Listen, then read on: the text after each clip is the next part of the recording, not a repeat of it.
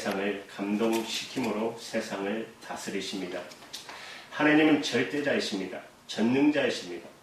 그분은 세상을 힘으로 다스릴 수 있지만 세상의 역사를 진행함에 있어서 하나님은 많은 경우에 감동이라는 방법을 사용하신다는 것입니다. 즉, 이 세상 속에 있는 사람들을 감동시켜 그들을 통해서 하나님의 뜻을 이뤄가고 있다는 것입니다.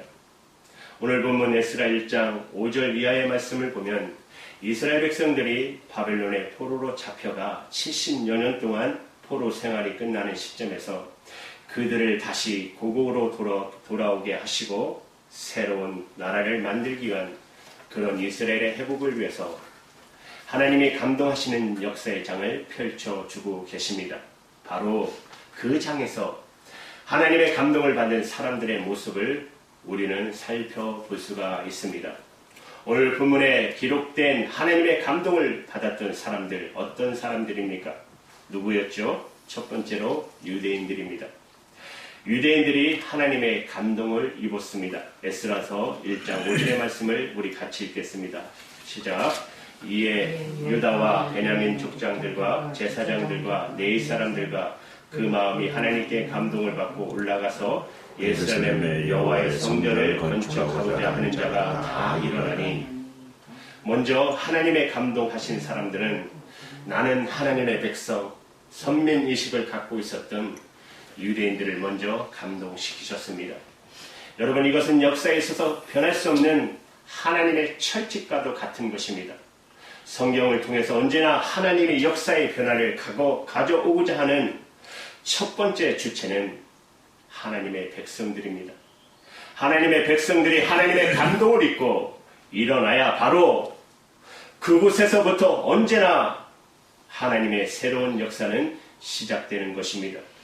그래서 오늘 우리가 함께 읽은 이 말씀의 구절에 보는 것처럼 하나님이 먼저 선민이었던 유대 백성들, 그 중에서 정치, 종교 지도자들에게 하나님이 감동하십니다. 그들이 감동을 받고 일어나 고국 이스라엘로 돌아와 성전을 건축하는 위대한 일을 시작하게 된 것입니다. 사랑하는 여러분, 그렇습니다. 하나님의 백성들이 헌신하지 않는 곳에서 하나님의 백성을 통한 위대한 하나님의 역사는 진전될 수가 없는 것입니다. 그래서 하나님의 성령은 누구보다도 먼저 하나님의 백성들을 감동시키고자 하시는 것입니다. 사도 바울이 온 세상에 복음을 전하기로 결심했을 때 먼저 우선순위로 복음을 전하기로 정한 것은 다른 것이 아니라, 다른 민족이 아니라 자기 민족, 자기 동족이었어요. 하나님의 선민이었던 자기 백성들에게 먼저 이 복음을 전하기로 결심합니다. 왜냐하면 선택한 백성들이라고 자부하던 그 백성 속에서 복음을 통한 진정한 부흥이 일어나지 않는다면 온 세상에 복음화는 불가능하다고 판단한 것이에요. 로마서 1장 16절의 말씀을 우리 함께 같이 읽겠습니다. 시작.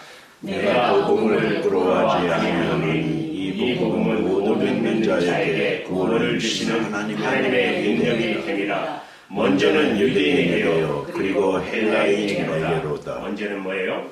자기 민족 유대인. 그래서 사도 바울은 가는 곳마다 맨 먼저 그 도시에 유대인의 해당을 찾아 들어갑니다. 들어가서 자기 민족 유대인들에게 먼저 복음을 전했어요. 그러니까 나는 하나님의 백성이다라고 자부했던 그들이 먼저 복음에 순종함을 할 때, 그리고 복음의 진정한 능력을 믿고 힘입을 때 복음은 온 세상에 전파될 수 있다고 사도 바울은 믿었던 것이에요. 사랑하는 여러분, 저는 이런 순서가 지금도 변함없는 하나님의 섭리의 원칙이라고 생각합니다. 하나님은 지금도 이 세상의 변화를 위해서 먼저 하나님의 백성들을 움직이고자 하셔요. 먼저 하나님의 백성들을 감동하시는 거예요. 그런데 문제는 뭐냐면 소위 하나님의 백성들이 하나님의 감동을 받는 일에 관심이 없다라는 것이에요. 하나님의 감동을 받는 것보다 돈을 사랑하고, 그리고 질세하는 일, 기뻐, 자기 세상의 쾌락, 명예를 얻는 일에, 이런 세속적인 일에만 우리의 모든 생각이 팔려 있다면 어떻게 하나님의 역사가 온 세상에 전해질 수가 있겠습니까? 이것을 하나님의 백성들의 세속화라고 그러는 것입니다. 만약 하나님의 백성들이 하나님의 감동을 받는 것보다 세속화에 관심, 세상에 관심을 갖는다면 하나님이 어떻게 할까요? 하나님이 어떻게 할까요? 이럴 때 하나님이 하시는 방법은 하나님의 백성들을 심판하십니다. 어쩌면 이 코로나는 세상을 심판하는 것도 있지만 하나님의 백성들을 심판하는 것일 수 있어요. 우리가 제대로 믿지 않았기 때문에. 먼저 하나님은 하나님의 백성들을 일깨우시기를 원하시는 거예요. 하나님의 교회를 깨우고 교회를 책망하시고 그 백성들을 일깨우는 일을 자기 집에 심판을 먼저 진행하신다는 거예요. 하나님의 집과 하나님의 백성들이 깨끗하여 쓰임받을 만한 자리에 있을 때 그래야만 비로소 세상을 변화시킬 수 있는 중심축이 될 수 있기 때문에 그래요. 어쩌면 여러분 이스라엘 역사에 있어서 지난 70년의 바벨론 포로의 역사는 그 백성을 정화시켜 쓰시기에 합당한 백성을 만들고자 하는 연단의 시간이었다라고 할 수 있습니다. 그렇다면 우리 민족, 여러분 우리 민족, 우리 70여 년을 생각할 필요가 있습니다. 지금도 가독이지만 지난 70여 년 우리 민족과 이스라엘 역사가 참 비슷한 것이 많아요. 아까 말씀드렸지만 일제 식민지에 있다가 해방을 맞이하고 해방이 되자마자 우리 민족은 이대 오르게 남북으로 갈라진 채 남북 분단의 지난 세월을 살아왔습니다. 지금도 마찬가지고요. 이런 민족 분단의 비극도 이 민족을 세상 변화의 중심축으로 쓰시기 위해서 저는 우리를 고난을 통해 연단시키는 그런 민족의 정화의 시간이 되었을지도 모른다고 생각합니다.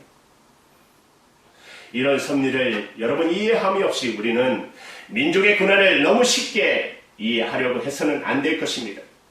여러분 베드로전서 4장 16절 17절의 말씀을 우리는 그런 배경에서 이해할 수 있을 것이에요.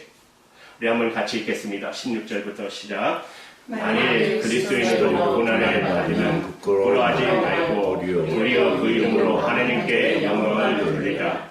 하나님의 집에서 심판을 시작할 때가 되었나니 만일 우리에게 먼저 하면 하나님의 복음을 순종하지 아니하는 자들의 그 마지막은 어떠하며 하나님의 백성들이 믿음의 자리에 있지 않을 때 하나님은 하나님의 집과 백성들을 먼저 청소하는 일을 하신다는 거예요.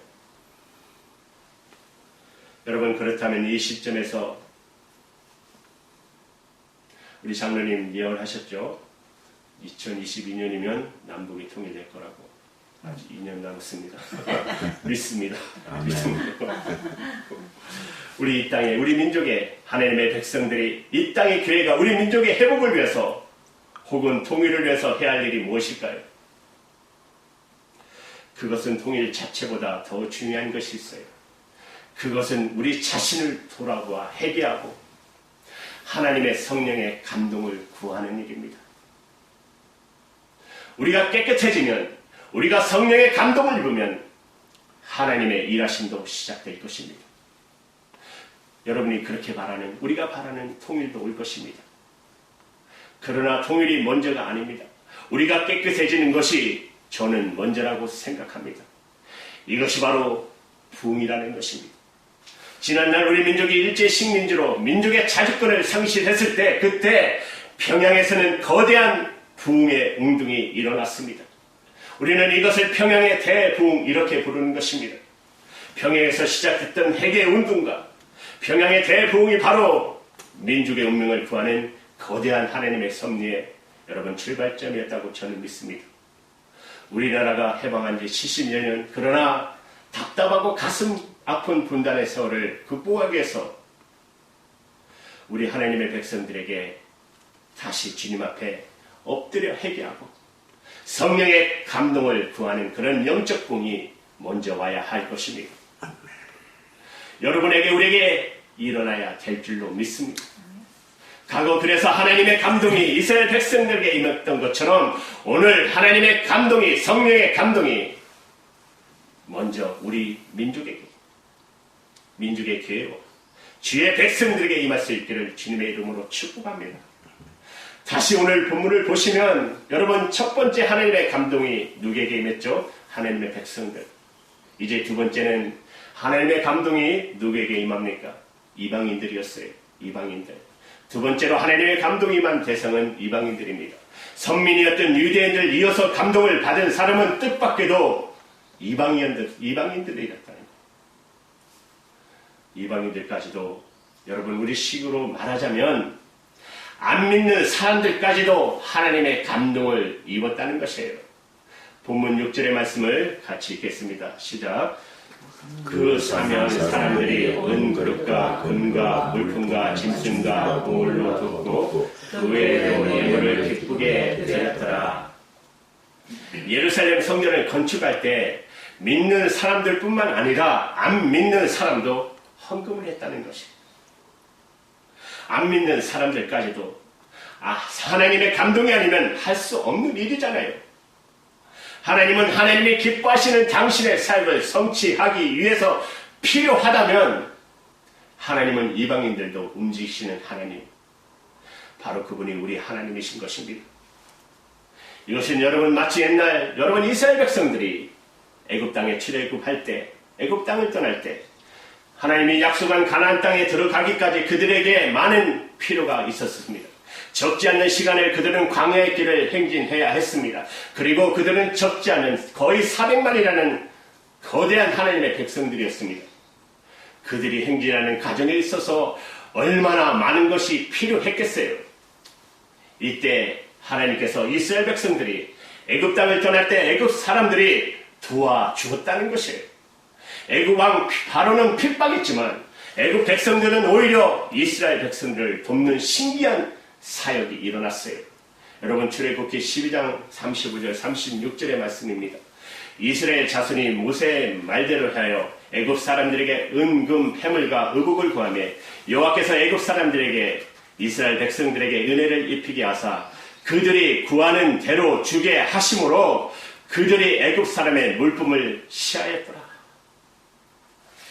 애굽 왕 바로는 핍박했지만 애굽 사람들은 떠나는 이스라엘 백성들에게 그들이 가지고 있던 물품을 아낌없이 나누어 줬다는 사실이에요.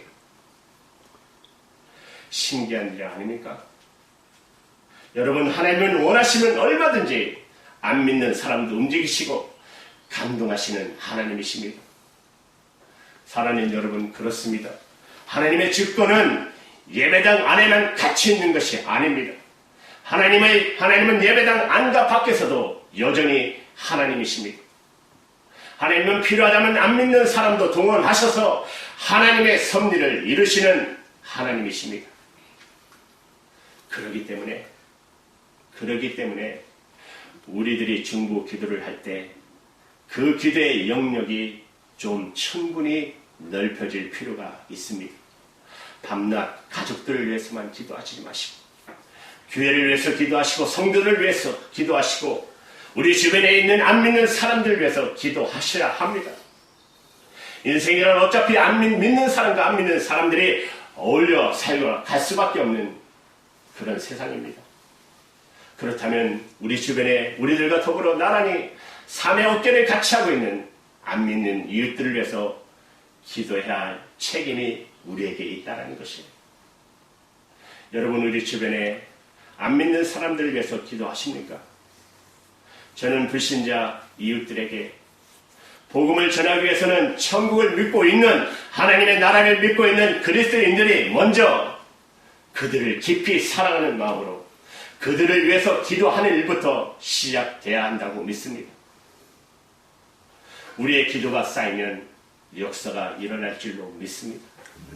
우리가 마음으로 품었던 이웃들이 갑자기 마음이 열리고 성령의 감동이 많은 것을 경험하게 될 것입니다. 결국 우리 모두는 믿든지 안 믿든지 우리 모두는 하나님의 통치 아래 살고 있다는 사실입니다. 믿는 사람만 하나님의 통치 아래 사는 것이 아니라 저 안 믿는 이웃도 하나님의 통치 아래 있다는 것. 그리고 하나님은 원하시면 언제든지 우리 안 믿는 이웃들도 감동하실 수 있다는 것을 믿으시기 바랍니다. 제가 델리를 오래 했었습니다. 그때 마지막 얼마 안 돼서 이제 미스를 받을 시간이 됐었습니다. 근데 주인을 만날 수가 없었어요. 주인은 어디로 갔는지 도저히 보이지 않고 그 건물을 관리하는 매니저가 있었어요. 스페니시계 미국 사람인데 우리에게 리스를 안 주겠다는 것입니다. 다 끝났으면 이제 가라. 맨 처음에는 주겠다고 하더니 갑자기 2,000불을 올려서 리스를 이렇게 하면 너 할래 해서 울며 겨자 먹기로 오케이를 했어요. 그랬더니 나중에 또 이상한 자기 친구들을 데리고 오더니 우리 가게를 보여주면서 얘들은 갈 건데 우리 앞에서 그래요. 갈 건데 네가 이거 맡아서 해라. 너무 어이가 없죠. 그래서 하나님 앞에 기도했습니다. 처음에는 나도 사람인지라 모르드게처럼 기도했죠. 장대에 걸리게 해달라고. 오직 답답했으면. 그런데 하나님 앞에 기도하면서 감사가 터져 나오면서 기도하다 갔더니 안내 데스크한테 얘기를 했죠. 주인 한 번만 우리 만날 수 있게 해달라고. 주인이 전화가 왔었습니다. 어디 병원에 수술하고 있더라고요. 그래서 이런 일이 있어서 너를 좀 만나야겠다니까 그 수술 받기 얼마 안 있다가 지팡이를 짚고 부인하고 왔더라고요. 그래서 사실대로 이렇게 얘기했죠. 이렇게 된 상태다라니까 주인이 깜짝 놀라면서 누가 이렇게 하기로 했냐 도대체. 그러면서 리스 사인을 다 이렇게 서류를 준비해 왔는데 1,500불을 깎아가지고 오셨고 우리 델리를 페인트 다 칠해주시고 카페 다 깔아주시고 밖에 야외에서 먹을 수 있는 그 테이블 다 만들어주시고 자기 돈으로 그것도 디자인 불러가지고 좀 몇만 불 하셨을 거예요. 얼마나 감사합니까? 그리고 돌아가서 수술 받으셨어요. 여러분 하나님은 그 사람 예수 믿는 사람 아니에요. 하나님은 하나님의 백성들을 도와주실 때 이방인도 저는 하나님의 감동을 하셨다고 믿습니다. 그리고 2주가 지나서 거기서 개척교회가 시작됐습니다. 제가 첫 개척교회를 델리에서 예배를 봤어요. 1년간 거기서 예배를 봤습니다. 하나님의 놀라운 섭리라고 생각합니다. 여러분 이제 본문의 세 번째 하나님의 감동을 받은 사람 세 번째 대상은 권력자입니다. 권력자. 이스라엘 회복에 있어서 하나님의 가장 놀라운 감동은 고레스라는 왕, 당대 최고의 권력자를 향한 것이었어요. 고레스는 이방의 왕입니다. 믿는 사람이 아닙니다. 그런데도 그가 하나님의 감동을 입고 이스라엘을 해방하고 또 심지어 놀랍게 하나님의 성전을 건축하는 선포하는 일을 이 권력자가 행했다는 것이에요. 여러분 본문 말씀 7절과 8절의 말씀을 같이 읽겠습니다. 고레스 왕이 또 여호와의 성전 그릇을 꺼내니 옛적에 느부갓네살이 예루살렘에서 옮겼다가 자기 신들의 신당에 두었던 것이라. 아사와 고레스가 창거지기 이들에게 명하여 그 그릇들을 꺼내 세워서 유다 총독 세스바살에게 넘겨주니라. 그리고 이어지는 그 다음 말씀들은 9절부터 11절의 말씀은 고레스가 성전을 건축하기 위해 썼다가 다 가지고 가라고.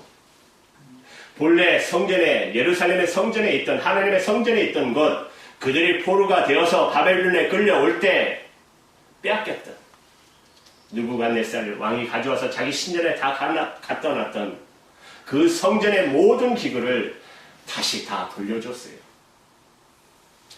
그 그릇의 숫자 목록을 그렇게 9절부터 11절까지는 자세하게 묘사되고 있는 것입니다. 이것은 완벽한 성전의 회복을 위해서 필요한 것들이었습니다. 과거 예루살렘 성전이 무너질 때 70여 년 전에 무너질 때 느부갓네살이라는 왕에 의해서 권력자에 의해서 무너졌지만 이제 그 성전은 또 다른 권력자 페르시아의 고레스의 왕에 의해서 회복의 절차를 밟고 있는 것입니다.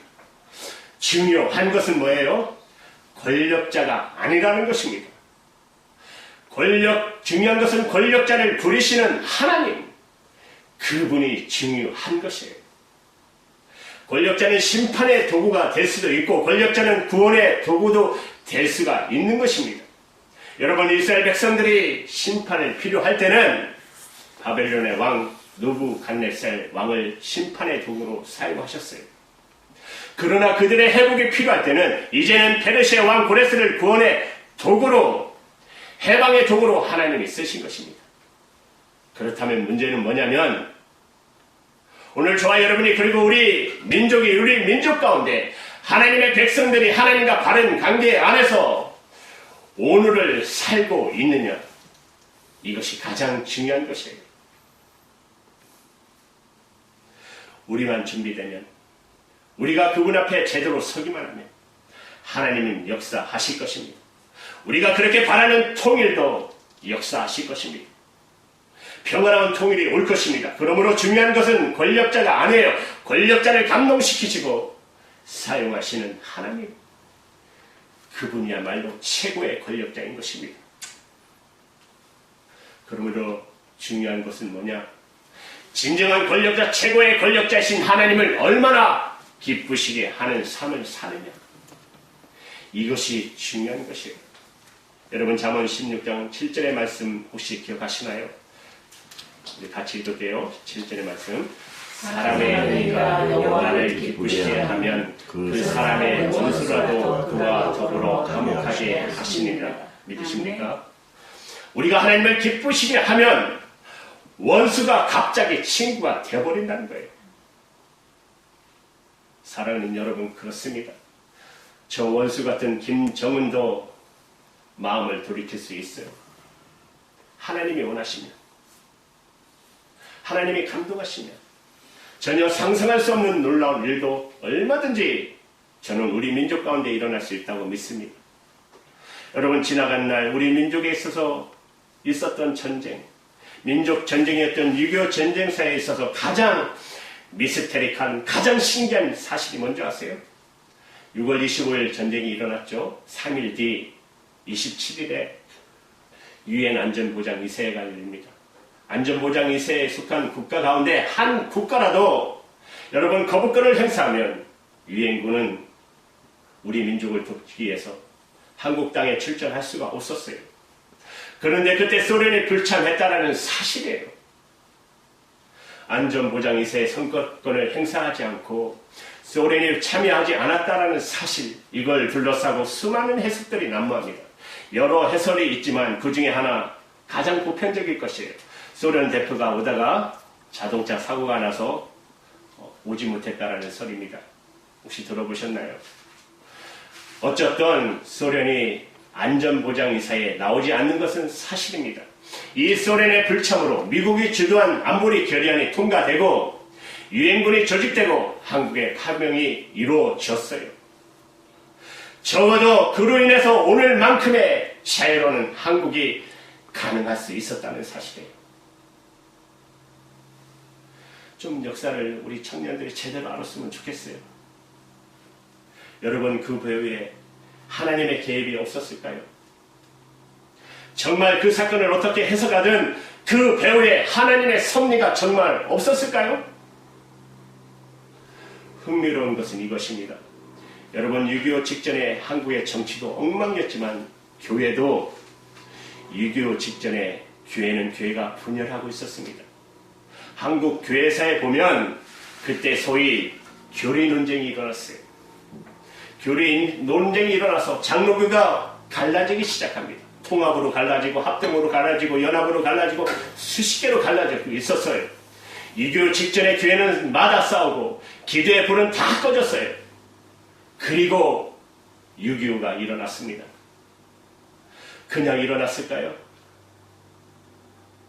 하나님의 섭리와 무관했을까요?